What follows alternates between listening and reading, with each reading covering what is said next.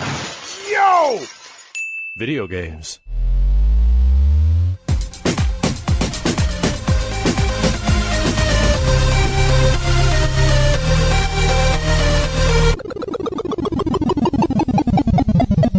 What up, dudes, and welcome back to the YoVideogames podcast. I'm Matt. And I'm Andrew. And once again, thank you to all our generous patrons who've kept us going for over 400 episodes. Yeah, if you're interested in becoming a patron at any level, please check out patreon.com/YoVideogames podcast. Dude of the week is Paco. Thank you, Paco. P-A-K-O. Trying to trick people with one of the simplest, easiest names on the planet, but he almost got me. And of course, we have a sponsor to thank, and I'm talking about Manscaped. And it's fresh ball fall. We're strongly into it. And we've talked about a couple of our favorite products from them before, and now they have the Lawnmower 5.0 Ultra, which takes several of the things that we love about those favorite products and puts it in a package. Haha, perfect For your for your package. balls. Damn. But I've got the old one to compare it to. You see how small, and it was a formidable, useful tool, but this one I've got to say, it's very good. This beefier, beefier. stronger, and quicker too. This will deforest you faster than a logging company. So The thing that makes it so damn good is it has a second head. So you have your standard head for trimming at whatever length you want. That just snaps right off. It's super easy. You can just use your thumb to pop it off. But then you also have this head, which is based on the Handyman razor. This guy here, based on the Handyman razor's shaving head. And I was skeptical. I said that right from the beginning. I was like, there's no way that this works as good as that one, but down with all the corners. So I did it. I did it for you guys. And I've even done it now wet. It actually works better on wet skin and hair. and it does have that skin safe technology. So Yeah, as scary as it was that first time, Good to it go. actually works. You don't have to worry about nicks, cuts, or bruises Yeah, in no, the I mean, most sensitive of areas, and not your obviously, psyche. don't rush, because I don't care how good it is. I still feel like if you rush, you never know. Hey, And don't. it's your jewels. You're gonna want to take your time, no matter what, anyways. But suffice to say, we really like the guy. It's still got all the things that you love about the other lawnmower. Waterproof, easy to charge, has a really cool carrying case for the person who likes to use this in the gym shower. You monster! I don't. Oh, and it has an even brighter light that comes in 2 different colors now, depending on the color of the light that you're using it in.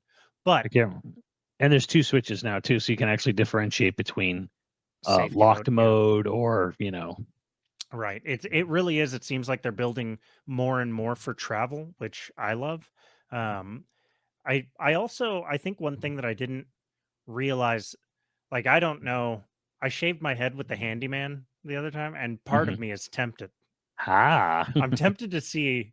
Well, I don't know. Well, I'm sure your Manscaped top would of your be head like, does kind of look like a little bit like a dick. little bit like a nut, little bit dick or a nuts. Like there you go. But like you said, travel comes with this wonderful travel pouch. Accessories. Keep all your accessories and all this. Am I calling you a dickhead? Oh You no, just never, called me a dickhead. never. If you're interested in checking out any of the products, like the Beard Hedger Pro, our current absolute favorite product from Manscaped, or the Handyman, the on-the-go electric razor, which we also really like, or of course the Lawnmower 5.0 Ultra, please head over to manscaped.com. Use our code YoVG, all caps, for 20% off and free shipping worldwide. That's code YoVG, all caps, at manscaped.com for 20% off and free shipping worldwide. Your balls will thank you. Mine thanked me. Your significant other will also thank you, probably. Yeah. Nobody likes to get hair in their teeth. Anyway, you know what, you say that, but there's a fetish out there. There's someone out there. We've got a side quest coming in the near future, where all the fetish jokes are going to make sense. And if that's not enough of a teaser, if you join at any level at Patreon, you're going to get access to 51 side quests now. It's some of them are as long Yeah, we're as gonna regular bring those episodes. numbers up. We're gonna have like 100 soon. Rookie numbers, pumping those numbers up. But speaking of rookie Well, moves, well, since let's talk about painful, kinks or whatever. Speaking of pain and whatever, let's talk a little bit about Mass Effect, just to get that out of the way, yeah, because I we'll touch on it. imagine being a Mass Effect fan is pain and pretty much has been for like the past 10 years. It hurts. I won't lie to you. Look, Andromeda wasn't like absolutely awful, or at least the fixed version of it isn't absolutely awful. It's just not very good. It's like Yeah, it's just middle of the road at best. yeah, and I've heard like it kind of sets up ideas that doesn't finish or clearly intended to Well, go somewhere with, but the game kind of just like petered out so hard that like yeah, it didn't happen. So anyways, it's N7, day as is recording, and they had this whole cryptic lead up to a teaser trailer that they and it's a released. 35-second teaser trailer that Right. maybe And now just it's not unknown. Like we've known there's new Mass Effect. Like they've officially announced, year, 2 years 3 ago, years ago, yeah. 3 years ago, whatever, that we're making another Mass Effect. Like BioWare went on its apology tour after Anthem died. And they're like, we're gonna make a new Dragon Age, we're gonna make a new Mass Effect. Don't worry. Like it's Yeah. kind of like the same route that CD Projekt Red went. Like apology tour time. We'll make a new Witcher. We'll remake Witcher. We'll go back to what you love. We promise we are still good. I'm so sorry we And hurt you. here's the thing. I don't think anyone at BioWare ever intended to make a disappointing game in Andromeda yeah. or Anthem for that matter. The real what the real problem here is a myriad of things. One of them being the fact that they're owned by EA. So Can't escape it. one of the four horsemen of the publisher apocalypse. So yeah, I mostly just, if anything, here's the thing. I beat Mass Effect 1. I was getting into 2. I was like, 2 is a massive improvement, and I just got sidetracked and never did anything with it. Only played a little bit into 2. Even though it was clearly a better game than 1. Two is such a big leap from 1 that it's almost like 1 is just one big beta, and then Yeah, 2 is pretty like the much. game they intended to make. That exactly. Yeah. I mean, granted, they did actually kind of like shrink the scope a little bit because you don't have like the pointless rover missions Yeah. in 2, but either way, like I mostly just feel bad for Mass Effect fans because it's like they truly, Mass Effect fans loved Mass Effect the way I love Xenoblade. However, being owned by Papa EA kind of meant that the inevitability of getting destroyed on a studio level was just going to happen. It's gonna be an abusive relationship, and there will be no fun. So, Well, I think the biggest thing that Andromeda did, like the biggest sin for Andromeda, was that you went from a world where you had like a myriad of species where and they all had their own lore and religions and all this stuff. And then you're in Andromeda where you have like 3 or 4. And the new galaxy has like 2, but one of them's been mostly killed off. And you're just like, what? And I know that there's like all the development stuff in the background where like they went to a new um you know uh I guess engine after this, so they wanted to reuse all the Frostbite, assets yeah.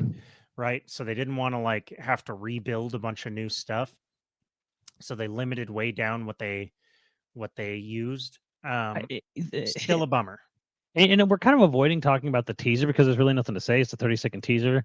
I think you said it best where you're like, it kind of feels like they're maybe going a little bit more gritty, maybe a little bit more cyberpunk and less, Star Trek with it. It looked like just Right. the tone and setting and atmosphere of the teaser trailer of some dude walking around in like a trench coat that says N7 on it, and with a Daft Punk mask on. Yeah. I'm hoping that's what it is, but also teaser trailers are almost never accurate to what ends up Correct. coming out. Yeah. So I mean, again, the game probably has very little actual dev work done on it, to my knowledge. Like, I don't think much of anything's actually been done as far as like full on production 3 of the years in, you game. think so? No, it's probably still in pre-production phase, or maybe maybe it's moving out of pre-production and into production because like I Bummer. think all hands are on Dreadwolf, like because that's still not out. I think it's maybe coming out middle to late next year. So And BioWare has like 300 employees, so not enough to do 2 games at well, they once. have three. They had 3 offices. There was like Edmonton, there was I think Montreal, and then there was Austin. And Austin was responsible for the Old Republic MMO. I think they still are. Right. I Yeah, think yeah, they yeah. still are. So Okay, they weren't. okay. It's not, they're not. That's not really like it almost means nothing. I think there was a plan at one point to have a bunch of Bioware offices everywhere. That didn't happen. They either got shut down or never made. Edmonton, I think, was more responsible for Andromeda. But I think if I remember correctly, there was a huge gutting of one of the Canadian offices after Anthem and Andromeda shit the bed. So yeah, they're kind of in repair mode, but like repair mode for if you're not just getting rid of a studio entirely, if you want to repair, you got to hire, but no one wants to hire. And EA is definitely one of the people who've been letting people Yeah. go this year. So I just going by the state of the industry right now, I don't think a lot's probably been done on the next Mass Effect simply because EA's been cutting more than hiring. Granted, that could be more like, hey, but they cut people here, but they're actually hiring over here. That happens. It's possible, but So when they did the apology tour announcement, they were really just saying like eventually we're going to get to it, or they started pre-production then and they're now just going into I production. think it's more the former and a little bit of the latter, Boof. where it's like I think most of the development went into. I mean, the announcement, nothing was done on either game. It's, to my knowledge, it's just like we're going to do these. We're in very early stages, but it was like most everyone moved straight into Dragon Age, and we'll get to Mass Effect. Like a small amount of team as people finish their roles Bummer. in Dragon Age, they'll probably be moving like assembly line to Mass Effect. So that I is my because here's the thing, like Dragon Age is coming out next year. I don't think Mass Effect's not coming out next year. Mass Effect's probably not even coming out in 2025. Mass Effect may not come out until 26, 27. Oh my god. What a bummer. Won't that make it like It'll be a nearly 20 10 it, it's it'll be a nearly 10 20 years since it'll be a 20th anniversary project. oh man. Like Well, I, when did Andromeda come out? 2017, 2018? yeah, like around I think 2017. Yeah, was 2017. it that long ago? Damn. It'll be closing Hmm. in on 10 years from Andromeda by the time this game comes out. And it'll be closing in on 20 from the first game. They're hoping that everyone will have forgotten Andromeda. Well, They'll remember the words Mass Effect, but they won't remember Andromeda. yeah. I mean, it could be worse. It could be Beyond Good and Evil. So another another stab to my heart.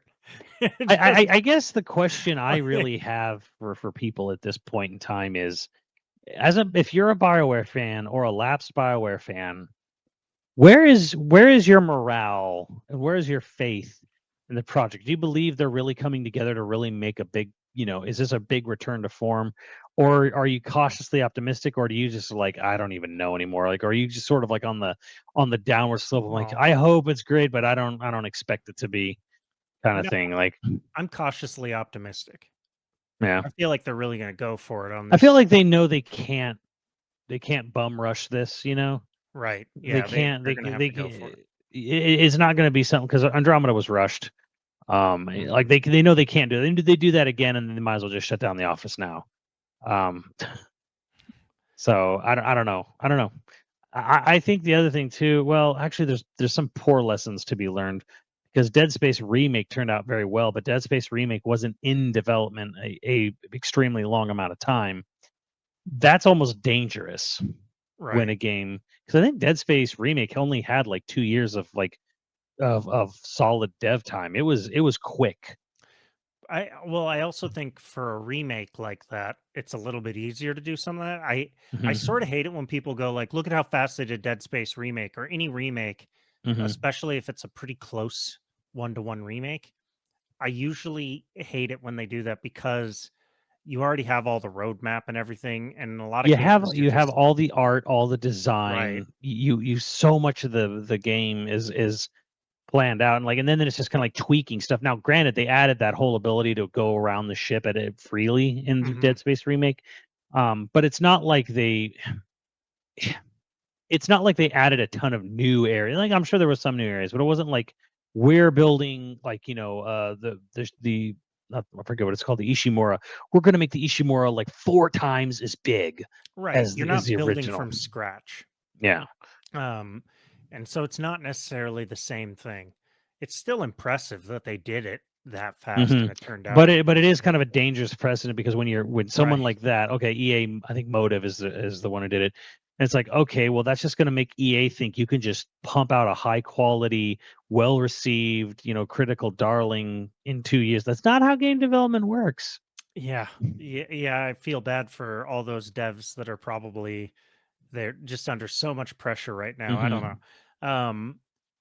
But at least I'm not the only fan that has to worry about the future because you also, as a fan, have to worry about the near future for a totally different reason. I'm not worried at all. I'm not worried at all, man. Oh They're man. gonna kill your darlings or They're just your already they're darling. already dead. They're They're- they're- so for anyone who hasn't seen the news today, this was like announced maybe a few hours before we recorded. Um, they announced an official live action Legend of Zelda movie. yeah, Um, there's a lot to unpack here. Because it was announced as being done under Sony Pictures. I really would have thought Universal was going to be the one to do this. right, that's what I was gonna say. That's the biggest shock to me is that Sony somehow beat out Universal for this when Universal has the friggin' Nintendo Land. Yeah, yeah. And Um, and, and I think probably what happened here was there was a bidding war probably behind the scenes.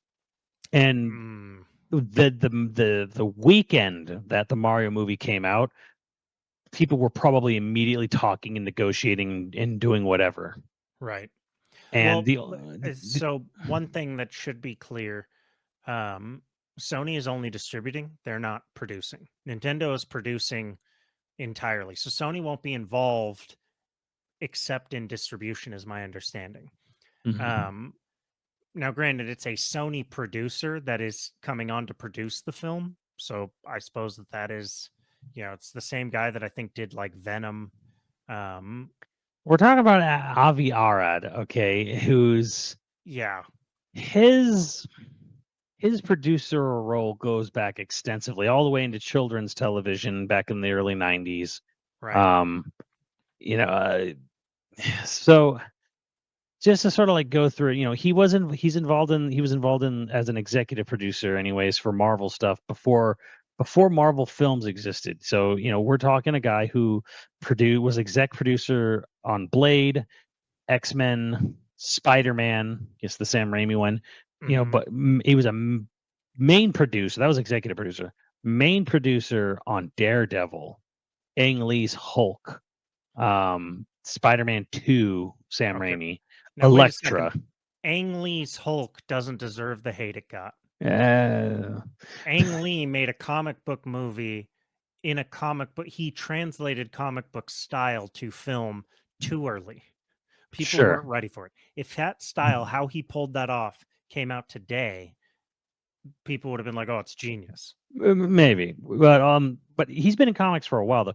Fantastic Four, the one Hmm. with Chris Evans. Yeah. Ghost Rider, the Nicolas Cage one. Rise of the Silver Surfer. Yeesh. um, So he's a very experienced producer. Original Iron Man, Robert Downey Iron Man, the Edward Norton Incredible Hulk. Uh-huh. Um, honestly, he's mostly worked in comic book movies, just not in the MCU. Like he was kind of doing, all the Sony stuff. Like, yes, the Venom films, Let There Be Carnage, and he has a Hmm. producer credit on Into the Spider-Verse. He's a producer on Uncharted, which I found really funny. Morbius as well. So, Ghost in the Shell, yay!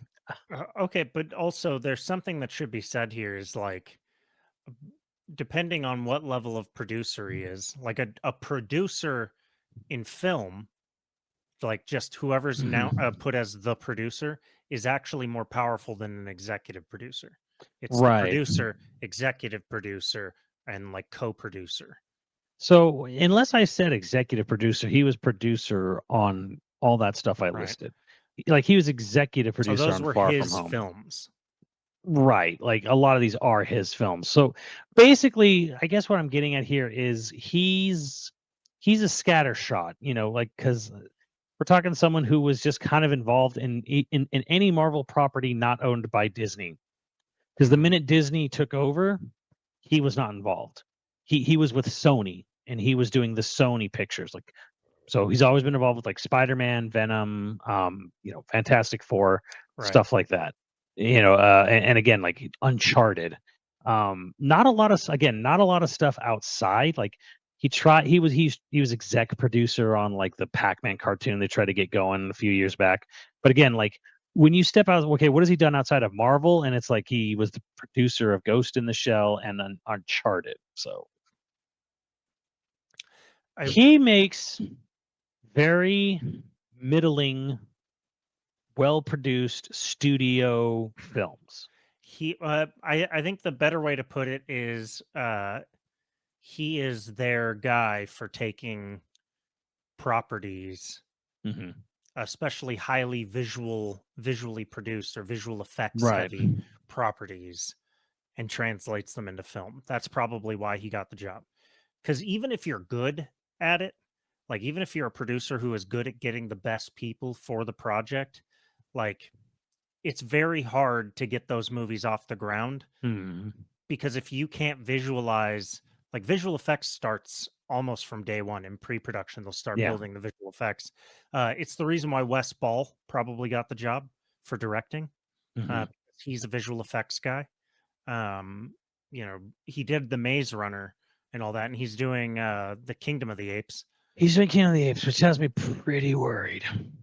So the thing is like he's a big visual effects director, similar to say Snyder. Zack Snyder got a lot of his early jobs because he was a visual effects guy, so he could I feel describe and picture what the visual effects were going to be. So that so tells so me what this is going to be. This is going to be one of those. there's two types of visual effects directors. There's Zack Snyder and Michael Bay who they are visual effects like they're both, and then you've got people like Wes Ball and you've got the Strauss brothers, um who they're visual effects guys, but there's almost there's a je ne sais quoi, if you will, to Zack Snyder and Michael Bay. Like people make fun of Michael Bay, but he's actually very good at getting the shots he wants to get. And he does a lot of stuff in camera. Right. So 90% of what he does is in camera. there's the way I just seen it described as beautiful. It's himbo Artur, um, Yeah, all right. which absolutely perfectly encapsulates Zack Snyder, which was where I heard the term first used. And it's himbo Artur also describes Michael Bay pretty well. But then you got sort of like other people who kind of just came from visual effects and they're directors, but like they don't have that sort of whatever it is that himbo-ness, that riz of Michael Bay, Zack Snyder films. Like we're like, really just hitting that sort of like, "Erg, man, Well, so I'm trying to figure out what it is exactly necessarily, but like that whatever that well, it's they like have the a je ne voice. sais quoi.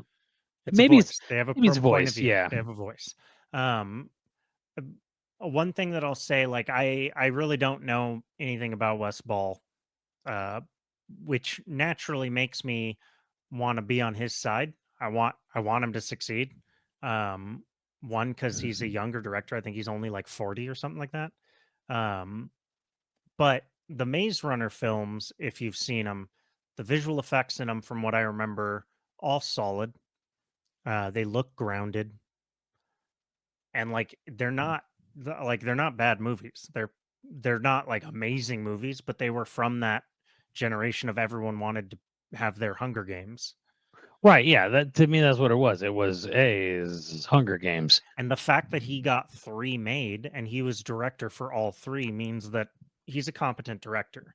He may not have like his own style or voice. He may not be an auteur. He may just be the guy you get to Here's what I think. Why Sony? Because going back to that whole question, I think it's because Sony probably gave Nintendo more promise of leeway.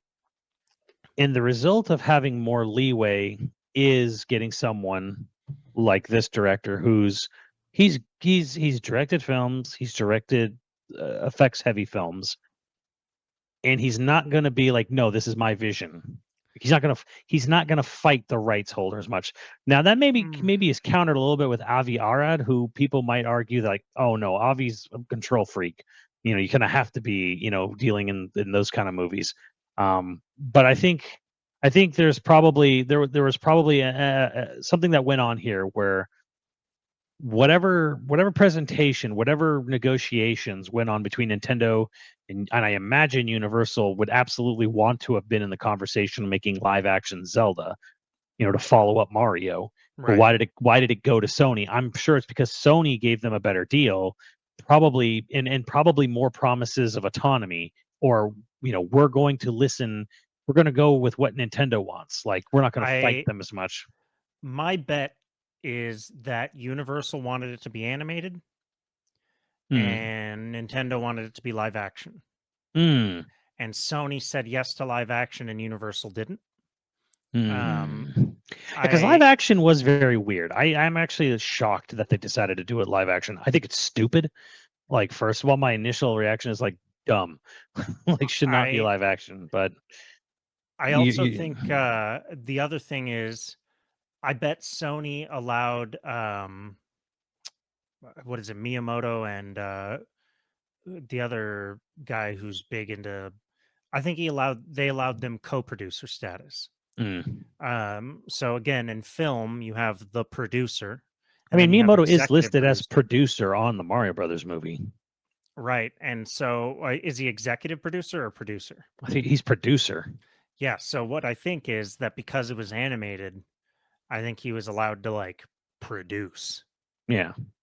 But I think that because they want to do live action, it might be Universal didn't want to do live action. And also, Universal probably didn't want to have him co-produce or produce Would that if come it into was live action. conflict with, say, the PGA, like No, Producers Guild? no. Okay, because I know, and I know this from all my nerddom stuff, that there's been things where in the DGA you can't have co-directors. You have to, and I forget, I don't know if it was DJ, but there was a thing where they told Lucas, you have to put credits at the beginning of the film. There has to be opening credits, and he said no. He refused to do that for Star Wars, which is why there's no opening credits in Star Wars. Mhm. He got kicked out of the DJ for that. That and I think Tarantino or Robert Rodriguez got kicked out because he did a thing where he had co-director Quentin Tarantino. He had Tarantino direct a single scene in Sin City, and they're like, "You can't do that, and you can't credit him for that." And they're like, "Yes, I am." Because when in film when you see co in front of something, Yeah. that says subordinate. That means Mm. subordinate in film specifically.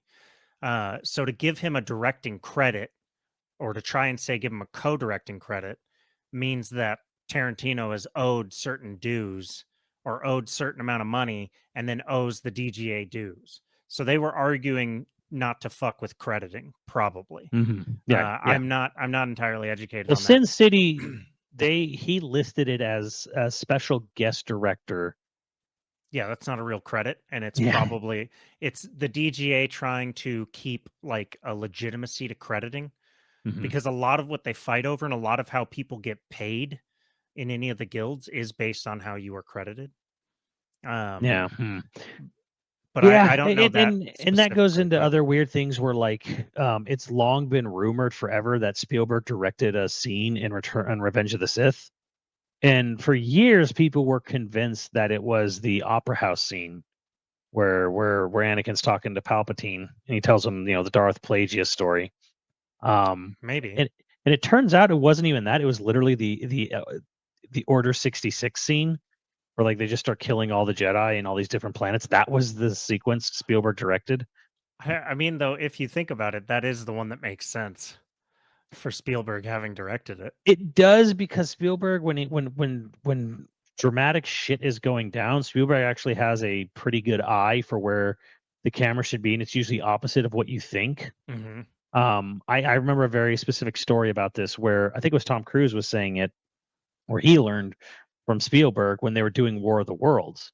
And someone was just kind of like, "Aren't you going to show this big wide shot of, like, the tripods like go blasting the town?" And Spielberg was like, "No, we're going to shoot the shot from Tom Cruise's eye line, where he's going to be Right. in the neighborhood looking up, because that'll be more terrifying, and Right. it'll have way more scale and Yeah, stuff." it's grounded. Motivated camera work. Um, but I do think another thing, by the way, that why they went with Sony is Nintendo funded 53 or something percent. Yeah, Nintendo has more funding on it, I guess. Yeah, So which means that they already get more control during mhm. production. But it also means that they get more on the back end. That's probably it. Money kind of sounds like the more likely scenario here, where it's like Universal, like, no, Well, we don't want you to pay for over half, because if you pay for over half, you have more control, and then you have more residual. I bet you Universal didn't want them to pay anything. Well, I probably not. I bet they were like, no, no, we'll pay for the production of it. We just want a higher percentage of the distribution. Universal was probably like, we will pay you for the license. You trust us. Right. And I also think that there's something else that we're not necessarily looking at is Sony, although Sony Entertainment isn't a Japanese company, Sony itself is. Hmm. And Japanese companies do that. They will sometimes just pick the Japanese company because they're Japanese. That's not my own observation. That is apparently just a thing culturally. They will choose to Right, work with the because devil they know, kind of thing. they can literally call up someone over at Sony in Japan Right, and be like, "What's going on here? I want this done, or I want that done." right, There's no Japanese. I mean, there's probably a tiny Japanese branch for distribution for Universal in Japan, but Universal Studios is not a Japanese company. right. So, And this is all speculation at this point. I think the other thing that what I think I bet you Wes Ball was pitching this 6 months ago. if not longer, 100%. Uh, I bet you he was pushing for this. Um, you know,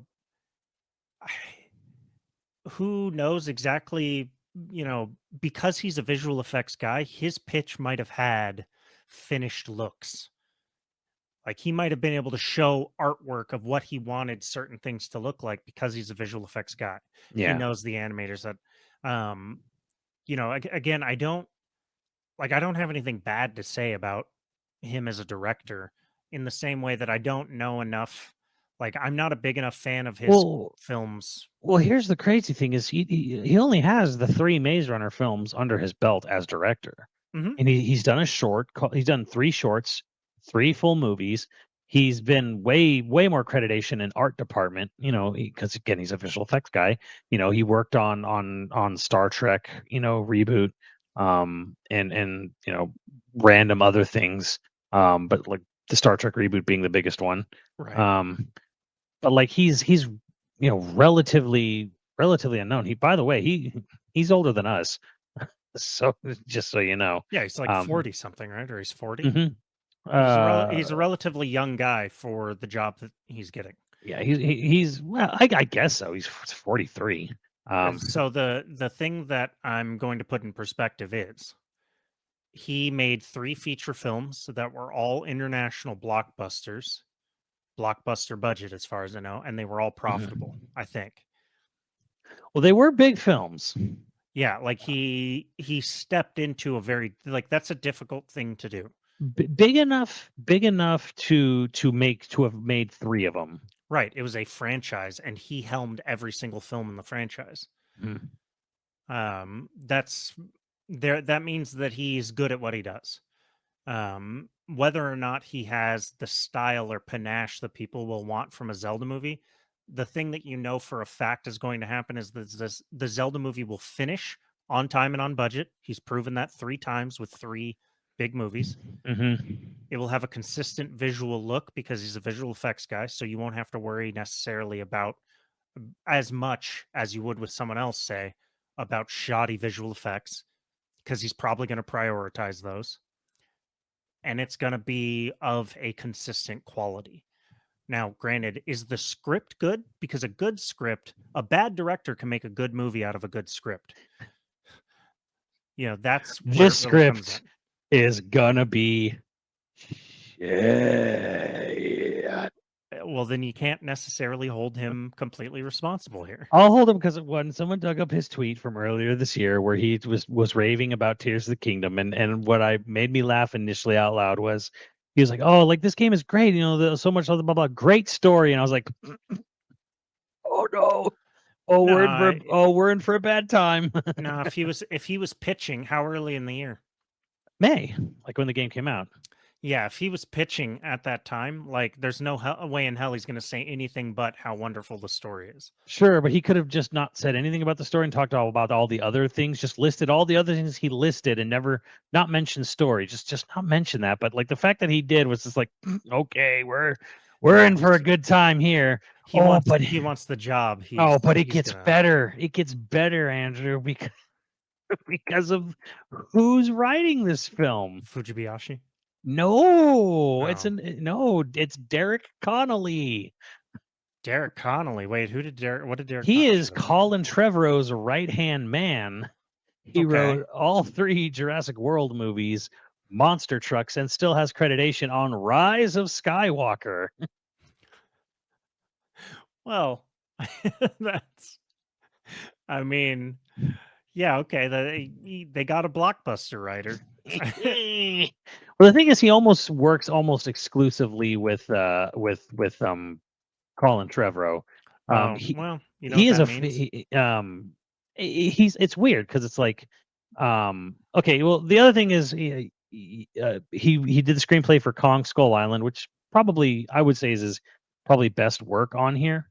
And he wrote Detective Pikachu, which is probably how he got this job because he's a screenplay for Detective Pikachu And movie. Detective Pikachu isn't a bad movie. It's not It's great. not. But... It's not. But here's the thing about Detective Pikachu, because it's not even like, here's the problem. The guy wrote a Pokemon movie, a live action Pokemon movie, where the main character hates Pokemon. And I think that's why Detective Pikachu had this weird sort of like wet fart of a reception at the box office.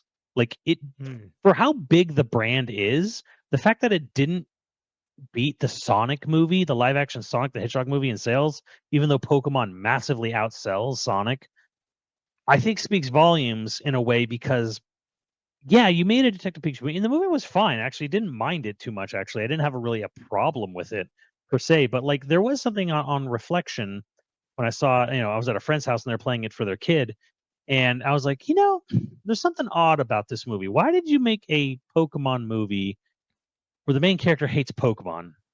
It's like he's this disillusioned, disenfranchised, but he a long time ago he had dreams of being a Pokemon master, and then he just gave it up, and now he just hates Pokemon and doesn't want anything to do with Pokemon. I'm like, we're seeing the first live action footage of people living in a world with Pokemon as real creatures in it, and your main character is this wet blanket who doesn't like Pokemon.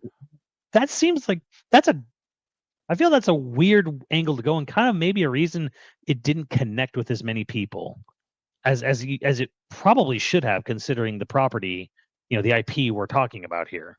Maybe I don't know. I don't think that's necessarily that bad of a step in, because it gives you like you're rooting for him to change his heart kind of thing. You're kind of like I don't think it's necessarily that bad. Maybe I it don't know, wasn't man, because I mean, it's like executed the way it's that... Pokemon, and it's just kind of like, I don't like Pokemon. What the fuck is wrong with you? Like it's Right. kind of like, what is wrong with you? Well, yeah, it immediately makes you interested in what's going on with the but character. also immediately makes you not like him too much Why do you have to like him? because he's the main character and it's a Pokemon movie. You don't have to like a main character. You're making a Pokemon movie. You're not making the usual suspects here. Right, but you don't have to have a character that's likable immediately. Oh, I 100% agree. 100% agree. He grows on you. that. That's the fucking point. But he didn't for a lot of people. Okay. And I think there is the problem is I think from the beginning, it's like, why did you set the movie up like this? You kind of said it like it was a weird flex, I guess you could say. Something didn't work, but I just don't think that that's necessarily the thing that didn't work. Like You got to maybe think of it from a very simple layman's, I'm like, either I don't know much or I'm just a kid and I just want to see Pokemon on screen. And here's a guy who just hates Pokemon. Like, yeah, I mean, that ain't gonna connect much for kids. I'm not trying to argue that it was the best decision, if that makes sense. I'm just trying to argue that it's not as like think about it from you get the script and you're trying to sell the script to producers Mm-hmm. and studio executives who they don't they don't like Pokemon. Right. And so they're all like, who the fuck cares about Pokemon? Like a screenwriter's first job is to sell all the people, all the money men on the movie. As much as I'm sure no executive knows anything about Pokemon, they know it makes money. It's the most successful Right. IP in Yeah, the yeah. world. I don't think you would. I think it'd be weird to But- sell them on the fact I'm like, you don't like Pokemon, I don't like Pokemon, but so that's where we come in, and then we learn to love Pokemon. It's like, But that's this could be totally off the mark. I'm just saying that your first audience, like I can't imagine an executive sitting there thinking like, yeah, you should make a Pokemon movie about someone who doesn't like them, like I don't like them. it might not even be that the executive doesn't like them, it's that they don't get them. And so the only entryway to get the executive to feel like it was a good movie is to like literally start with a character where Pokemon has to grow on them. Mm-hmm. I'm speculating entirely on it. Like my point though is that like I don't think that that's necessarily the failure point. Like it didn't connect, I think, because it was trying to do again a detective story in a world where most people just wanted to see a tournament. That's Probably. also the yeah. I mean that's another thing too, where it's just kind of like, why is your first Pokemon movie a Detective Pikachu movie? Why isn't it not just Right. a retelling of, say, Ash's storyline? Like that could be the like in my opinion, if we're looking at things that caused it to not do well, that's the thing. Yeah, I mean it still did good. Like it did Yeah, good. It made money, it made its money, but it was like and it it wasn't didn't bad. it didn't break that ceiling Right. for It video didn't game make $1 movies. billion, and so it's a Right. failure. Everyone thought it was. Everyone was like, "Oh, this is going to be like a multi-billion-dollar movie." Nope. Yeah, well, they also got like Ryan Reynolds. Like they obviously thought it was going to be big. See, the real problem was they went with Ryan Reynolds as Pikachu. There was your big mistake. It should have been Danny DeVito as Detective Pikachu. I agree. I 100%. I was like, Danny DeVito is who should be Detective Pikachu. 100%. I mean, and someone asked him about it, and he didn't even know what Pokemon was. It was like, what the hell's a Pikachu? And it's like, well, sure, of course he doesn't know, but like the point is like his agent gets him in, like, people want you to do this role.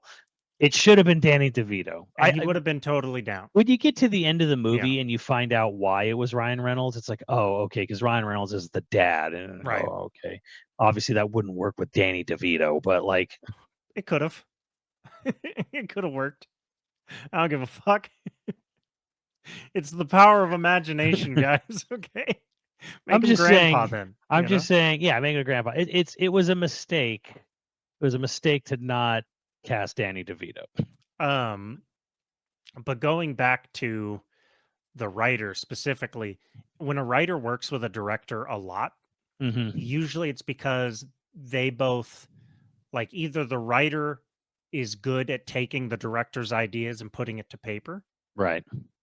or they type what the director says. Mm-hmm. So And they obviously get along because yeah, and I know this has been pointed out a lot, where it's like the Rise of Skywalker script is only a WGA thing because he wrote the original script treatment that Colin Trevorrow was contracted to make for Disney before Colin Trevorrow exited the project. And when he did, due to the way whatever negotiations go, he still gets writing credit, even though they changed the script. yeah, because he wrote the original outline. He wrote the original draft, even though the Rise of Skywalker script was majority that's a Chris Terrio and J.J. Abrams thing, but it's like he still gets story credit, Mm-hmm. even though it drastically altered what he, people are arguing that, and the original script for Duel, as it was called at the time, Duel of Fates, instead of Rise of Skywalker, it was called Duel of Fates. That came out and people were like, "Oh my god, this movie's so different." I'm like, "Yeah, but really read that script too. Like that could have been just as much of a goof up um as what we got. It probably would have been a marginally better, but like there's a lot of just dumb stuff. Humor me for a moment. I'm gonna look up what was in the Uh, outline for the movie. But again, this he is a director's. He works very closely with one director in particular. yeah, and he's a blockbuster writer. Hmm. Like that's something that I think a lot of people don't know generally is like, yeah, okay, any writer can come along and write a blockbuster. But they do sort of tend to get segregated from my understanding, where it's like you got your art house writers, you got your drama writers, you got your blockbuster writers who write spectacle really well.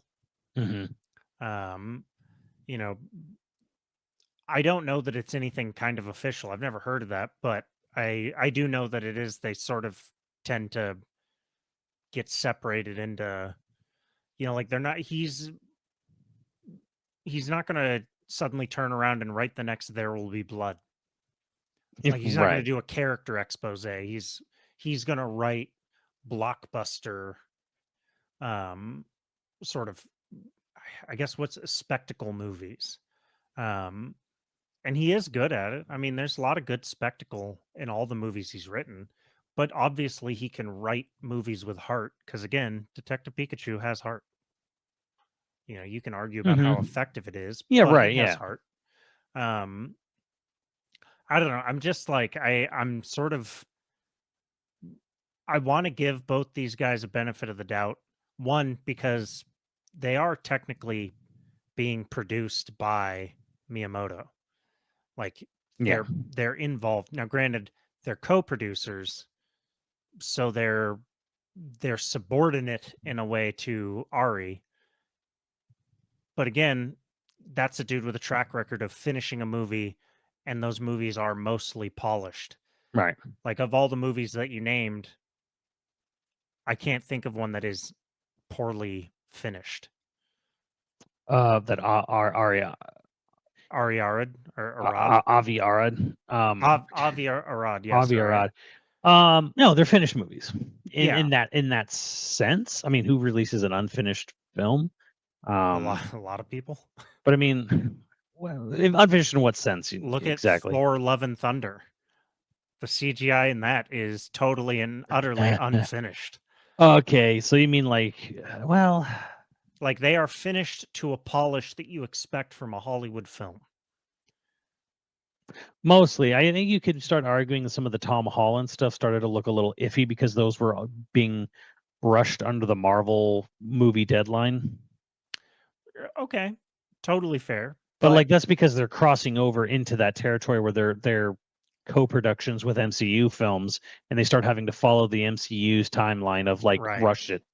Um yeah, so but anyways, like I'm not going to get into this rant of the Duel of Fates. There's a lot of weird stuff in the Duel of Fates stuff where Kylo Ren fights an alien who then he has to fight phantoms of Vader and he masters the power to absorb life energy and then like there's all kinds of wacky stuff that was in Duel of Fates, and he stays a villain, and then like he blinds Ray and kills Ray, and then like he gives her like forced life power, and then she's a ghost, and she gets to choose whether she wants to come back to life or stay a forced ghost. It's like there's dumb yeah, stuff.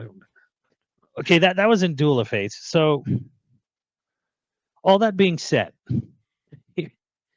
Fallen Kingdom, which he had screenplay on, and Colin Trevorrow did not write, but he also was story person for J.A. Boyega, is the worst movie I have ever paid money to watch in a theater that had a production budget. I've seen worse films in theaters, but I've never seen a worse film in theater that had that kind of money and budget because it was a tentpole film, right? is Fallen Kingdom the one where they're like the last third of it takes place in like a mansion or something Yeah, like that? Or less half. okay. Yeah, that's so bad. Yeah. Yeah. There's like a basement scene where it's just like a brick hallway. Yeah. It's so clearly they were on a green screen. Yes. Yeah. Yes. Yeah, it's not good. I'm not. That movie is terrible. And it's not just terrible for other reasons. Let me just put this out there. Okay. This is the man who wrote the screenplay for a movie where the raptor, the Velociraptor Blue, is dying on the ship, being shipped over off Isla Nublar, and it needs a blood transfusion. Oh, So they say, well, we need to take, we got a blood transfusion. There's no other raptors on this ship. Oh, we need to find a 3-toed carnivore. That'll work. And like, oh, well, what's the only 3-toed carnivore? The T-Rex. Dun dun dun. Oh, the T-Rex. So Chris Pratt has to sneak into the sleeping T-Rex's cage and get a blood sample of the T-Rex to give to the Velociraptor, because the T-Rex's blood can easily double for the Velociraptor's blood because they both have 3 toes. yeah. That's just science, dude. I don't know what you're Holy fucking shit. that's hard science. It's like you can give any cat, like you just go get a big cat, you can transfuse the blood. This is the movie where the little girl at the end of the movie, after being hunted and trying to be eaten by dinosaurs for half the film, and having dinosaurs having eaten, half the guests at this dinner party and causing all kinds of terror, decides, I'm going to release them into the wild because they're just like me, as she says, as she presses the button to unleash fucking hell on earth.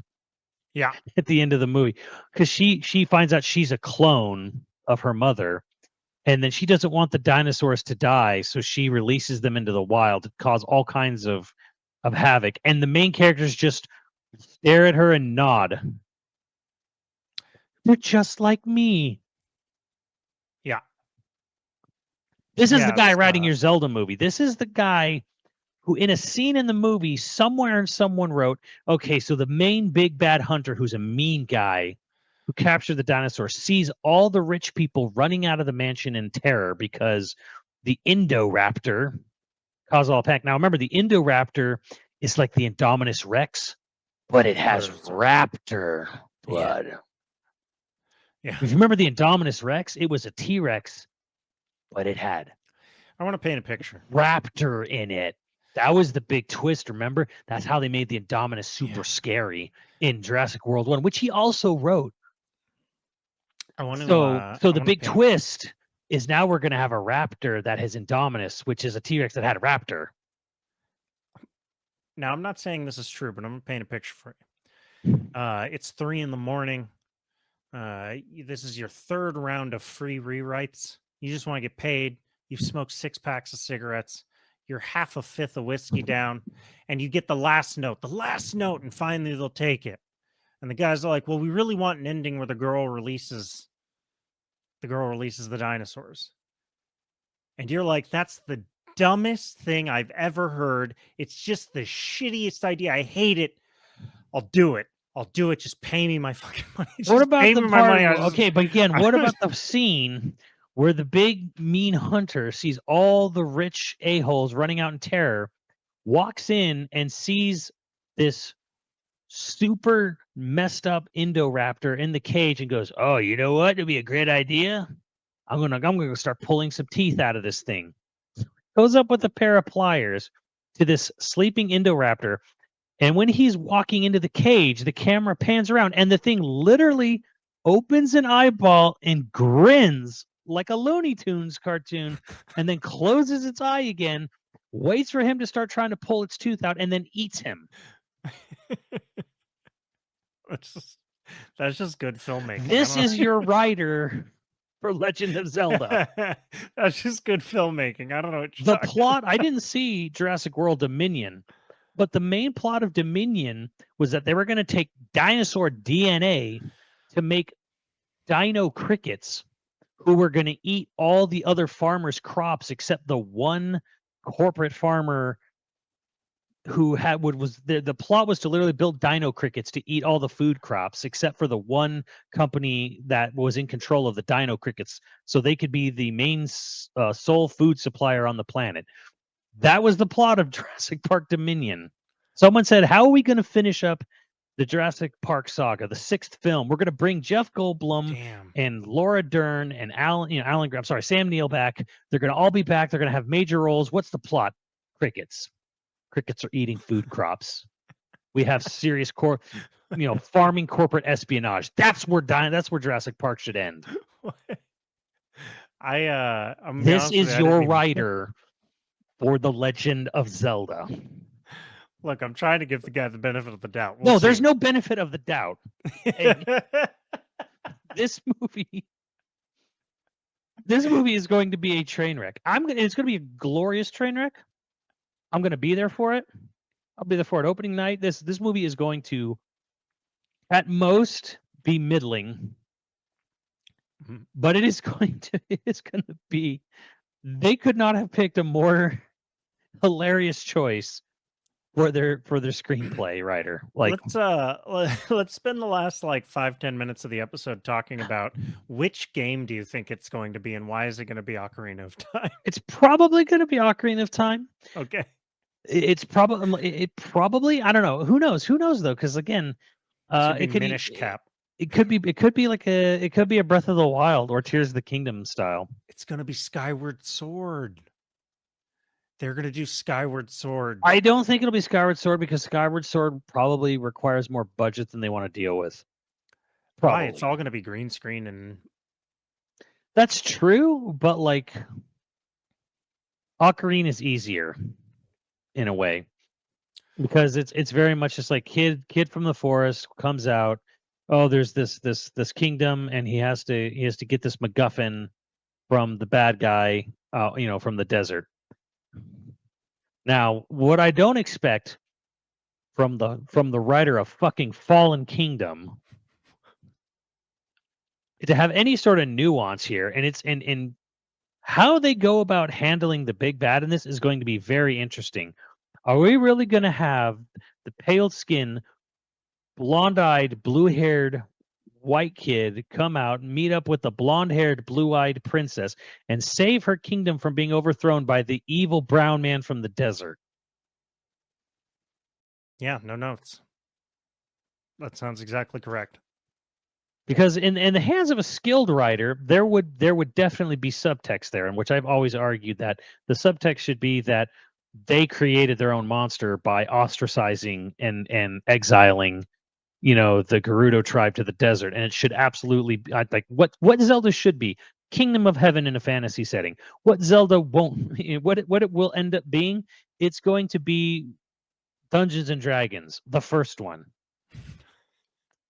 Not the one with Chris Pratt, the one with Jeremy Irons. Yeah, as long as I get Jeremy Irons to play Ganondorf, I'm in.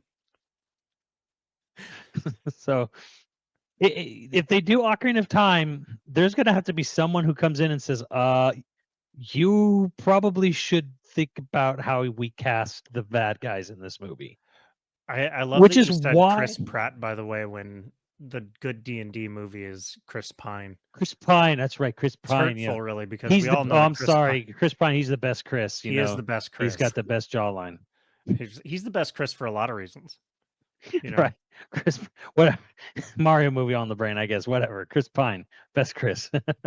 What accent do you think Chris Pratt would learn to play Link? Because he's obviously going to be the guy that get to be adult Link. No. I saw the funniest comment I saw when this news broke was, "Congrats to Timothy Chalamet."